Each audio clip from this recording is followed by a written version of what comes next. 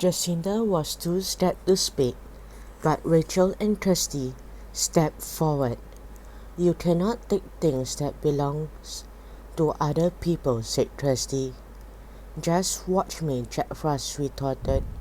He opened his bony hand and showed the girls a tube of solid ice. The magnificent magnifying glass was trapped inside. "Oh no," cried Jacinda. "Give it back," said Rachel. "You cannot make me," said Jack Frost. "As long as I have this stupid thing, there will be no more peace in this world or in fairyland. Everyone will be lost in a fog of arguments, anger, and bad temper, and I cannot wait. First stop the fairyland palace. I want to see the queen yelling at the king." A sudden blast of icy air whooshed through the refreshment tent, and Jack Frost vanished with a loud crack. "This is the worst thing that has ever happened to me," said Jacinda, sinking down on the drinks table. With a groan, "Without that magnificent magnifying glass, no one will be able to see another person's point of view. I do not know what to do, and I'm scared of Jack Frost." "Let us help," said Kirsty at once. "We've faced Jack Frost before. He doesn't seem so scary when you've got friends with you." Jacinda managed a little smile. "What shall I do now?" she asked. At that moment the girls realized that there was a lot of yelling coming from the peace garden. They peeped out of the refreshment tent and saw Marnie and Ned arguing. They were red in the face.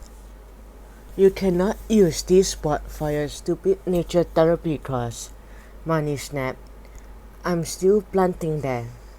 "Tough luck," said Ned. "I'll do what I like."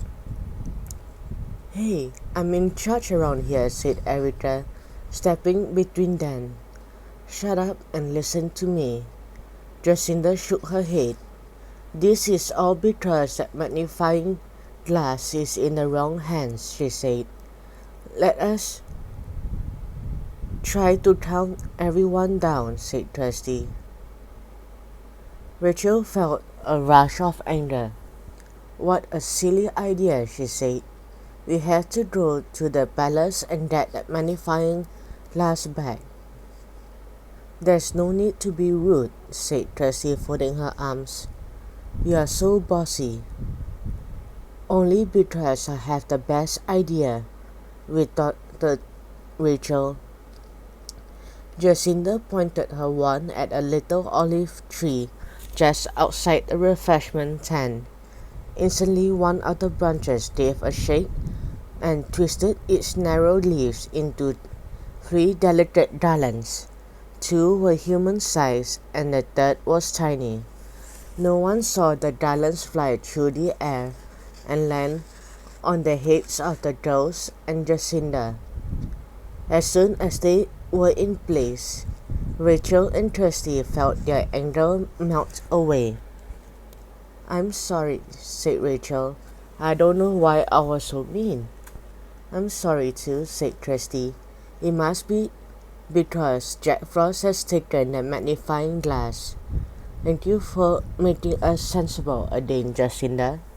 Did you cast a spell on the olive tree?" Jacinda smiled. "Olive leaves are symbols of peace," she said. "With the help of a little fairy dust, they can protect you against losing your temper. But this magic won't be powerful enough to protect everyone." "Then let us go and get the magnifying glass back," said Kirsty. "Your idea was the best, Rachel. We have to go to the palace." The angry voices outside the tent grew even louder. "There is no time to lose," said Rachel. Jacinda waved her wand and the whole refreshment tent started spinning like a merry-go-round. A second later the girls realized that it was they who were spinning.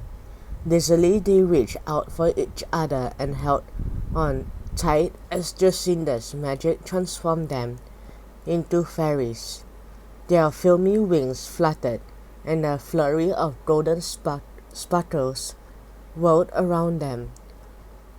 Then the tent vanished, and they were floating down beside the pink turrets of Fairyland Palace. "Oh no," said Tracy at once. Bertram the frog footman was standing in the doorway of the palace. He was blocking the three fairies from growing inside. "You're not coming in," he exclaimed. "You haven't been invited." "The queen won't mind," said the closest fairy, her voice trembling. "Don't try to tell me what the queen will say," Bertram snapped. "I know her better than you do." Rachel and Kirsty landed in front of Bertram. He frowned at them, which felt horrible. Bertram was usually so kind and friendly. "Are you going to stop us from going in?" Rachel asked. "We haven't been invited either."